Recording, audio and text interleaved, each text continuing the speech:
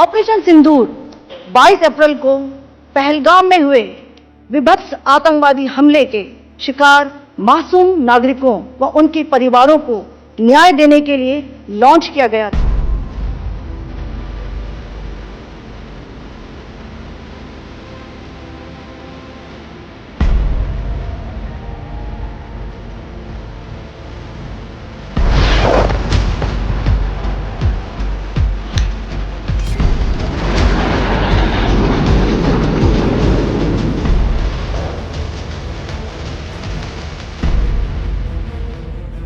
जम्मू कश्मीर के पहलगाम में बीते दिनों हुए आतंकी हमले की जवाबी कार्रवाई करते हुए भारतीय सेना ने पाकिस्तान के भीतर आतंकी ठिकानों पर हमला कर दिया है।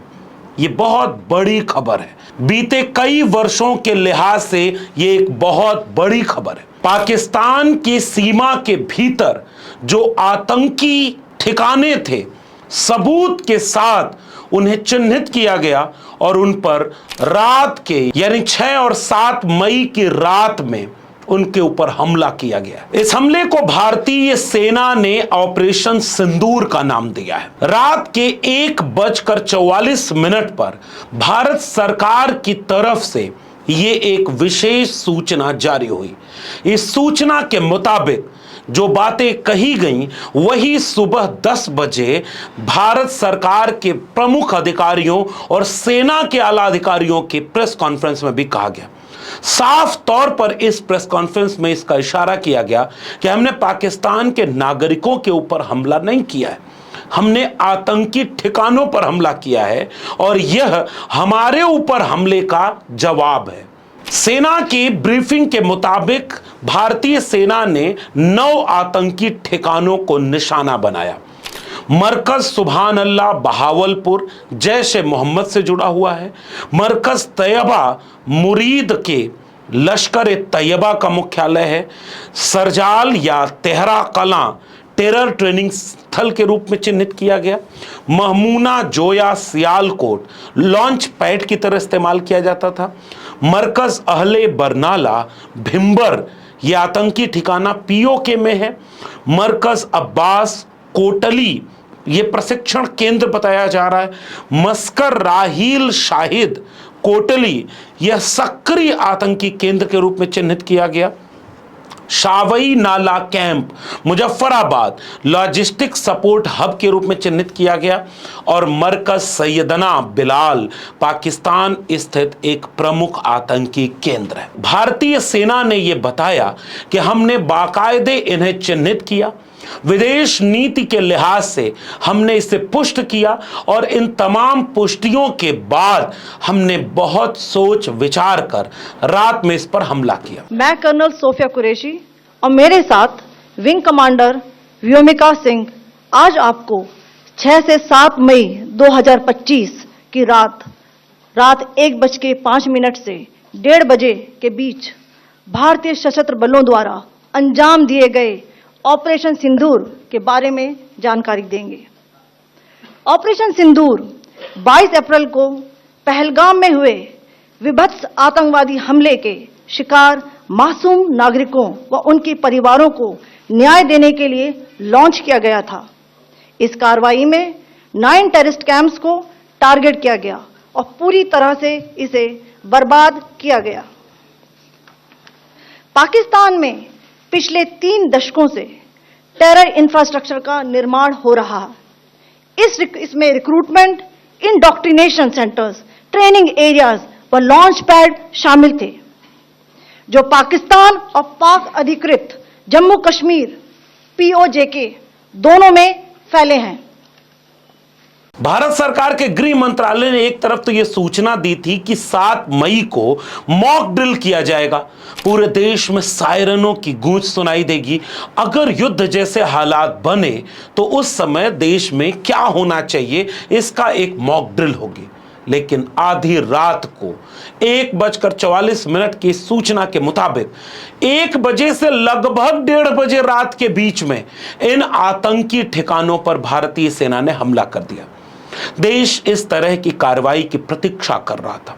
अगर आप एक राष्ट्र के स्वयंभू नागरिक के तौर पर सोचें तो आपको भी यह लगेगा कि निरपराध निर्दोष टूरिस्ट के ऊपर हमला करना ये ऐसी आतंकी कार्रवाई थी जिसे किसी भी सूरत पर माफ नहीं किया जा सकता। कल्पना करिए कि इसी देश के एक हिस्से में इसी देश के नागरिक अगर टूरिस्ट बनकर के जाएं और उन्हें कोई गोली मार दे, ये किसी भी राष्ट्र के लिए उसकी आंतरिक सुरक्षा और बाह्य सुरक्षा के लिए एक बेहद चिंताजनक स्थिति थी। भारत सरकार ने समय लिया और बाकायदे चिन्हित करके आतंकी ठिकानों को नेस्तनाबूद किया। इसका संकेत यह किया गया है कि अब हम इस तरह के आगे किसी भी कार्रवाई को नहीं होने देना चाहते। हमारे जैसे देश के हर नागरिक यही चाह रहे थे। इस देश का हर एक देशभक्त यही उम्मीद कर रहा था कि अगली बार कोई पुलवामा या पहलगाम न हो, यह समस्या जड़ से खत्म कर दी जाए। भारतीय सेना ने इसकी तैयारी की थी। स्टैंड ऑफ वेपन्स यानी स्कैल्प्स, हैमर मिसाइल का इस्तेमाल किया भारतीय सेना ने, राफेल फाइटर जेट्स का इस्तेमाल किया। इस हमले में भारतीय एयर स्पेस के भीतर किए गए बिना सीमा का उल्लंघन किए। एक खबर ये आ रही है कि सैन्य तकनीक का इस्तेमाल करके बिना सीमा का उल्लंघन किए इसका हमला किया गया। यह भारत की नई सैन्य क्षमता और नीति का प्रदर्शन भी है। हालांकि पाकिस्तान की तरफ से जो बयान आ रहे हैं वो इस तरह के हैं कि ऐसा लग रहा है कि भारत ने उसकी सीमा में घुस करके हमला कर दिया, नागरिकों पर हमला कर दिया। कोई भी देश कभी भी किसी नागरिक पर इस तरह से हमला करने से बचेगा। भारत सरकार ने इसको स्पष्ट किया है कि उन्होंने इस तरह का कोई हमला नहीं किया जिससे नागरिकों के ऊपर जान माल की नुकसान हो। लेकिन अब यह देखना है कि इसका अंतर्राष्ट्रीय राजनीति और कूटनीति पर क्या असर होगा। एक तरफ अमेरिका और एक तरफ चीन। पाकिस्तान क्या करेगा? पाकिस्तान ने बौखलाहट में एक काम तो शुरू कर दिया कि कश्मीर में सीज फायर का उल्लंघन कर दिया। यह पहले भी वो कर चुका है और कश्मीर के कई सीमावर्ती गांवों पर उन्होंने ऐसा हमला कर दिया जिसके चलते वहां कई सामान्य कश्मीरी नागरिकों के मौत की भी खबर आ रही। हम इस तरह की कोई भी चीज को तब तक पुष्ट नहीं मानेंगे जब तक आधिकारिक रूप से सरकार का कोई बयान ना आ जाए। जैसे मीडिया के ब्रीफिंग में भारतीय सेना के आला अधिकारियों ने ऑपरेशन सिंदूर के बारे में जितनी प्रामाणिक बातें कही हम उन्हीं को सही मानेंगे, लेकिन इस कूटनीति पर थोड़ी सी राय अपनी रखते हैं कि आगे होगा क्या। भारत ने अमेरिका को बताया कि हमला तकनीक, इनपुट, गवाही और सबूत के आधार पर हुआ था। अंतरराष्ट्रीय स्तर पर समर्थन हासिल करने की कोशिश भारतीय खेमे की तरफ से अंतरराष्ट्रीय स्तर पर एक व्यापक समर्थन के लिए पहले ही कोशिश की जा चुकी थी कि हमने यह बाकायदे चिन्हित किया है और उसके सारी चीजें पब्लिक डोमेन में वो ले आ रहे हैं कि देखिए यहां सब ट्रेनिंग होती थी और यहां से आगे बार बार यह हमला होता था, इसलिए हमने ये निशाना बनाया। पाकिस्तान इसे अनप्रोवोक्ड एक्ट ऑफ वार बता रहा है। पहले तो पाकिस्तान ने कहा कि भारत ने कोई बॉर्डर पार नहीं किया है, कोई हमला नहीं हुआ है, फिर कह रहा है वो इंटरनेशनल बॉर्डर पार किया है। पाकिस्तानी मीडिया कह रही है कि हमने ये फाइटर गिरा दिए, वो फाइटर गिरा दिए, लेकिन सबूत उसका कोई नहीं है। भारतीय सेना के अटैक की तरफ के कई वीडियो सोशल मीडिया पर वायरल हो रहे हैं। हालांकि इसमें भी बड़ी संजीदगी बरतनी होगी। सोशल मीडिया पर कई पुराने और कहीं और के वीडियो भी लोग वायरल कर दे रहे हैं। इस भावावेश से बचें। कोई भी ऐसी सूचना न साझा करें जो पुष्ट न हो, जो आधिकारिक न हो। मोहम्मद जुबैर ने कई ऐसे ट्वीट को चिन्हित किया है और इस तरह का इशारा किया कि इस तरह की सूचनाएं नहीं देनी चाहिए।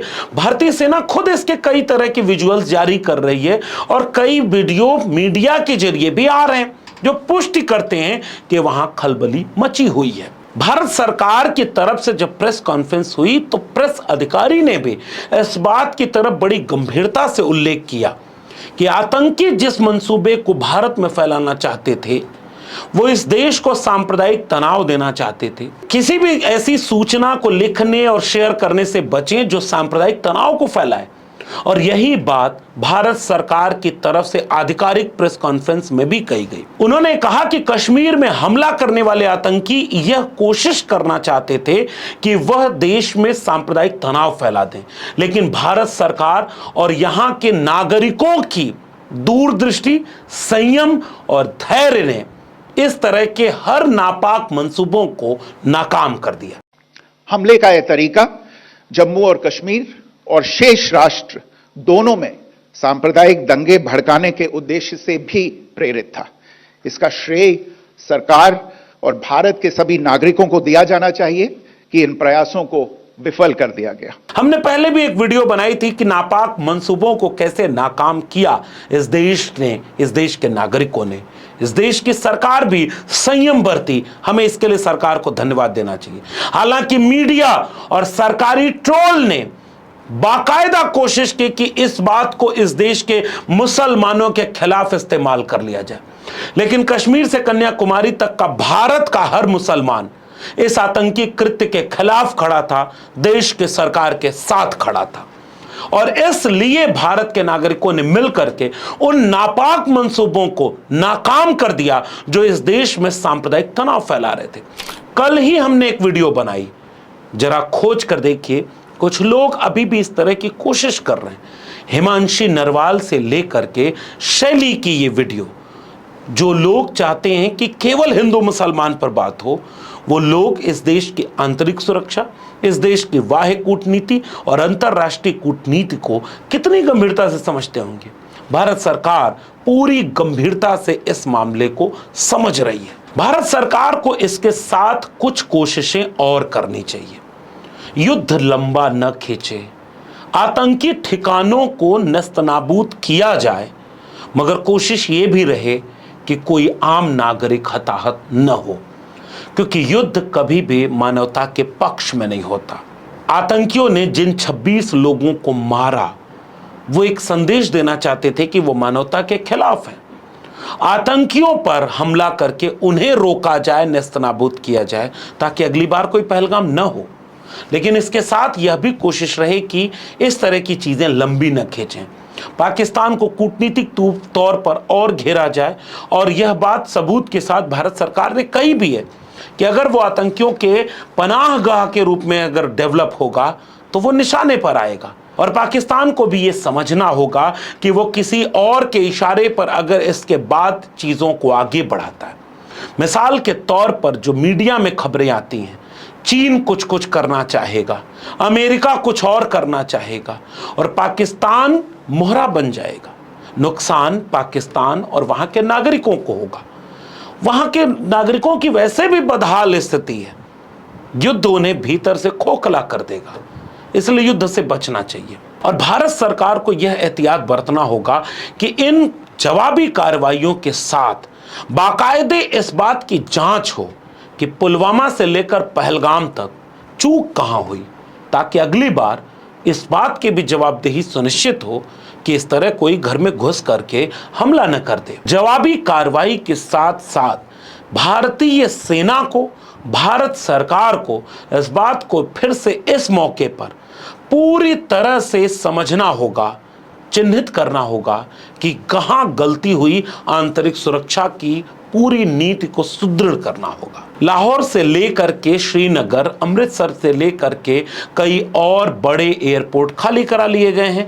गांव में ये संकेत बज गया है कि आप एहतियात बरतें।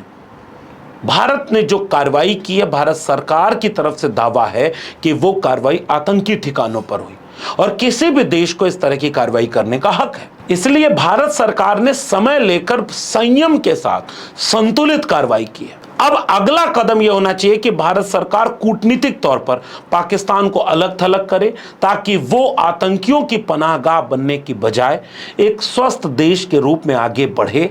वो अपने यहाँ के आतंकियों को बेदखल करे, वो पनाहगाह न बने और अपने कमजोर मजलूम नागरिकों के हक के लिए कुछ फैसला करे, ताकि वो देश समृद्ध हो। क्योंकि बंदूक से, भाड़े और उधार के तोप और बंदूक के गोले कभी भी विकास नहीं करते। ऑपरेशन सिंदूर इस बात की तरफ एक तरफ पूरे देश में उत्साह का माहौल बना रहा है कि भारतीय सेना के पराक्रम को सब सैल्यूट कर रहे हैं। पूरे देश में इस बात की चर्चा है कि हमें इसी का इंतजार था। लेकिन एक संयम और धैर्य के साथ इस तरह की चीजों को देखना होगा, मानवता को केंद्र में रख करके। जितना जरूरी है कि पहलगाम अगली बार न हो, उतना जरूरी है कि कोई और निरपराध न मारा जाए। भारतीय सेना को यह जिम्मेदारी है कि वो एक स्वयंभू राष्ट्र को महफूज रखे। पूरा राष्ट्र अपनी सरकार के साथ खड़ा है और सब मिलकर के चाहते हैं कि इस तरह के आतंकवाद को देश ही नहीं दुनिया से खत्म करें, ताकि इंसानी राज कायम हो, बुनियादी सवालों पर बात हो और हम इस तरह की अपराध की गतिविधियों को रोक सकें। ऑपरेशन सिंदूर अभी आगे किस दिशा में जाएगा, इस पर भी नजर रखें। आप भी संयम के साथ कोई टिप्पणी करें और कोई वीडियो शेयर करें और इस पर नजर रखें कि सरकार का पक्ष क्या है। हम सरकार के साथ खड़े हैं। आपको वीडियो पसंद आई हो तो इसे लोगों तक शेयर जरूर करें। अगर आपने मेरे चैनल को अब तक सब्सक्राइब नहीं किया है तो उसको सब्सक्राइब जरूर करें। ज्वाइन की बटन दबाएंगे तो हमें हिम्मत मिलेगी और घंटी की बटन दबाएंगे तो अगली वीडियो की सूचना मिलेगी। फिर मिलेंगे, तब तक के लिए बहुत बहुत धन्यवाद।